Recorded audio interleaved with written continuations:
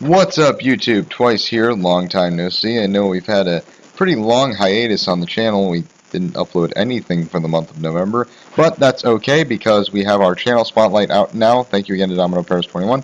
And, things are looking pretty good for the channel so far. So, of course, we have another CFA deck profile because we, totally haven't done one of these before. But this is a little bit different. This is going to be for the new Nova Grapplers, of course, because it's me and I love Nova Grappler. That came out in Generation Stride. Now, it is Tuesday when I'm recording this, so by the time I upload it, maybe the booster will be out. But regardless, the guys at CFA were nice enough to update it early so that we can start experimenting with these cards as soon as possible.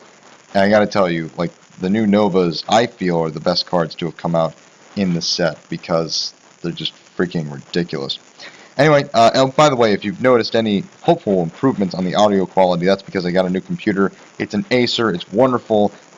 It was everything that I needed it to be, and it was really decently priced. So I'm very happy about the new computer. But that's another thing. We're going to move right into the deck profile with our new starter, Extreme Battler Runeball, who I have gotten accustomed to calling Riot Horn version 2. So, of course, he is a Forerunner, and his ability is a Generation Break 1. So this ability can only be used when you have one or more G units face up on either your Vanguard Circle and or your G zone. So of course this is really awesome, but his ability is that when the unit in front of him stands, he stands as well. That's exactly why I call him Riot Horn version 2. Anyone that's played Beast Deity knows what this thing can do, like force out more guard from your opponent, just restand columns. He's amazing. You really can't go without him.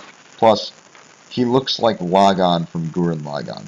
If anyone's seen that anime before. It's a really good anime. I highly recommend it, but that's exactly what he looks like. Then I run 8 crit and 4 stand. So Extreme Battler Zambara, who looks really cool. 4 red lightnings because damage on flipping is still necessary in this deck. It is rather counterblast heavy. And 4 Energy Girl. Really awesome new stand trigger that we got. I'm glad I can finally put stand triggers back in a Nova's deck. Gen Break 1, same thing. At the end of the battle, that she boosts, which is awesome because the attack doesn't have to hit. Choose another one of your rear guards and stand it for free. All she has to do is boost, and you get to stand rear guard for free. And especially since Sazanda, one of the grade 2s, it's plus 5k every time he stands. Like, this card is an amazing complement to this deck. And then, if that wasn't good enough, then at the end of that battle, she goes, or at the end of that turn rather, she goes back to the deck, and then you shuffle it. So just like Battle Razor, setting that precedence, going back to the deck after she boosts and letting you stand rear guard, it's amazing. And then 4 amazing looking new heals. Thank you, Bushy Road, because we totally needed new heals. Right, Clara? Anyway, moving on to grade 1s. Kind of changing the way that grade 1s work in the game, I feel. Grade 1s are taking on a different, role in the game, but still, not that different than what they used to do. Perfect guards. Lady Cyclone is our new one, and I really like what she does. So she is a new Sentinel. Same thing as before, that you, when you place on the Guardian Circle, choose a card from your hand and discard it. However, this time she can only perfect guard a Vanguard that's being attacked, but if you have a copy of her in the drop zone, then you can choose a card from your damage zone and turn it face up. So between her, the heal triggers, and the red lightnings, I've got plenty of cost mitigation in this deck. And I really like that they actually did this because it gives perfect guards some other purpose in the deck aside from, letting you not die. They also help cost mitigation. That's very important in a lot of upcoming decks, especially Kagero and Nova Grappler, which are looking to be very counterblast heavy, and to an extent Gear Chronicle. Then I have 4 Final Wrench, who is one of the most powerful cards in this deck. Gen Break 1, whenever the unit in the same column as him stands, due to an effect, he gets plus 4k. So he himself does not have to stand in order to get that plus 4,000 power. But the fact is that because you can stand the unit in front of him as many times as you want to pump him up really high, then when you finally do get to stand him with the card effect, you'll be ready to just decimate your opponent. Either force out a ton of guard or make them take a hit. Him and Sazanda form one of the best columns there is in the game right now, I feel, because it's just too powerful. It really is just a very powerful column, and I mean, for just one generation break, it's really easy to get off early game. 3 8Ks, I'm liking that they're finally giving these to the archetypes. Really don't know why they didn't let archetypes have 8k boosters to begin with, but regardless, we finally have something to replace Tough Boy, though he will never be forgotten. This kid just looks like a little Gundam. Like, I can't remember what that anime was called, but it was the Little Gundams, and he just looks exactly like one. So much nostalgia that goes into this game. But anyway, AK boosters are still nice to have. If you don't have a final wrench or whatever, he can still help you hit some nice columns. And he acts as a good Vanguard booster. And again, he just looks really funny. Then 3 Extreme Battler Arashid. I really like this kind of card. His ability is that you choose a grade 3 from your hand and reveal it to your opponent. When he's placed in the rearguard circle, you pay that cost, and then you search your deck for one grade 3 with Viktor in its name. Hopefully we'll have more than one in the future. You add it to your hand, and then you choose a card from your hand. It doesn't have to be the grade 3 that you revealed, and you discard it. Hell, it could even be the Viktor that you just added to your hand, because why the hell not filter your deck? And so it's really nice to, consistently get the main card of this deck, but his secondary skill is what I like the most. When you would pay the cost for Stride, he gets +2 in grade. Now, usually for Stride, you would discard a grade 3 because they're useless in the hand anyway, and that means that that's the only card you have to pay the cost for the grade 3 criteria of striding your G unit. This card gives you something else that you can discard one card for in order to stride. And he's a 7k booster, which is really nice. I mean, this card is just necessary in the deck. And then, for grade 2s, we run 3 White Hank. Love this card. Ability is Gen Break 1. Counterblast 1 when he attacks a Vanguard. Doesn't have to hit. If he's boosted, which is a nice combo with Energy Girl, pay the cost if you do choose one of your rear guards, and it becomes stood with +5k. And that's awesome because that means that Final Wrench can then be stood by Energy Girl's ability, and White Hank being boosted by Energy Girl is a 13k column, so when we inevitably get cross rides this season, because they'll never go away, that'll still be able to actually hit the cross ride, which I feel very comfortable with. He is just one of the things that initiates a lot of great plays. He looks really cool, I think, and I mean, he is a staple to all modern Nova Grappler decks in this meta coming up. But this card, Extreme Battler Sazanda, is the best card in the deck besides the G units. Really is. Generation Break 1.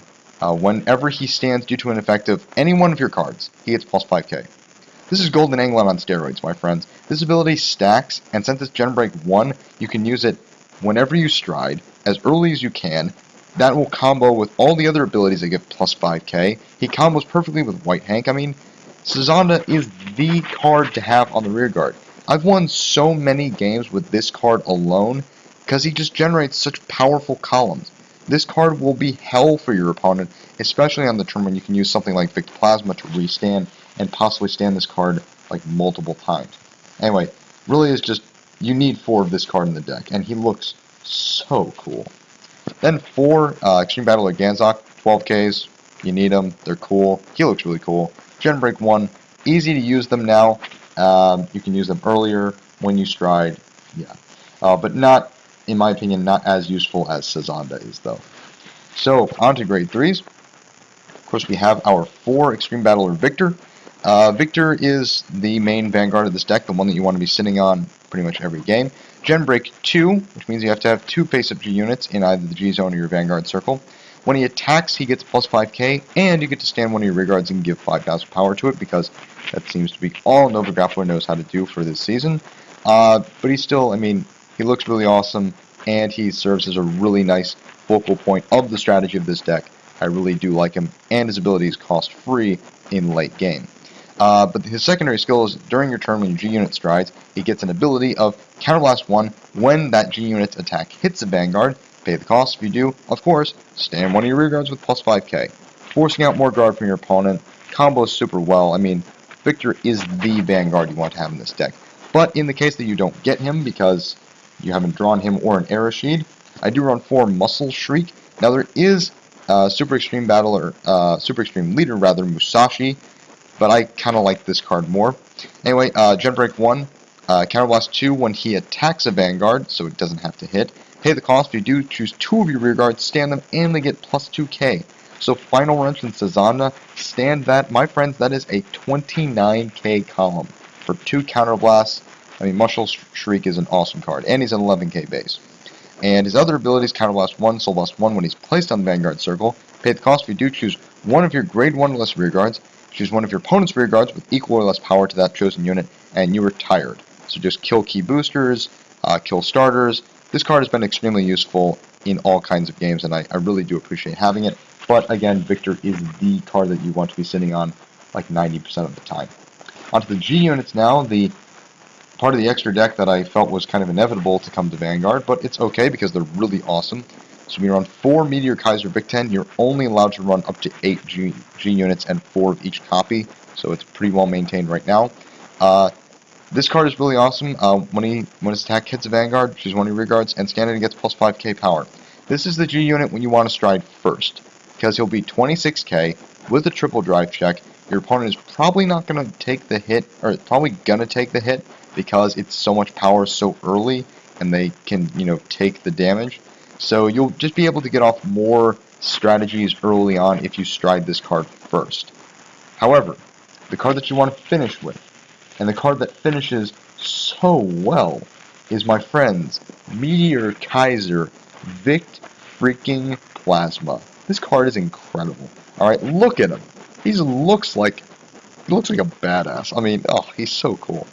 Anyway, so of course he also has stride. Counterblast 2, choose a face-up copy of himself in the G-zone and turn it face up. Of course, it will be face down at the beginning of the fight, but this is kind of the way that most G units are paying their costs nowadays, is by turning a copy of themselves face up in the G-zone. It's just a thing that they're doing. But anyway, if the number of face-up cards in your G-zone is 2 or more, so you will have to have Stridden first, which is why I say use Vic 10 before you use him, then he gets an ability and 1 less drive check. God forbid he has twin drive, right?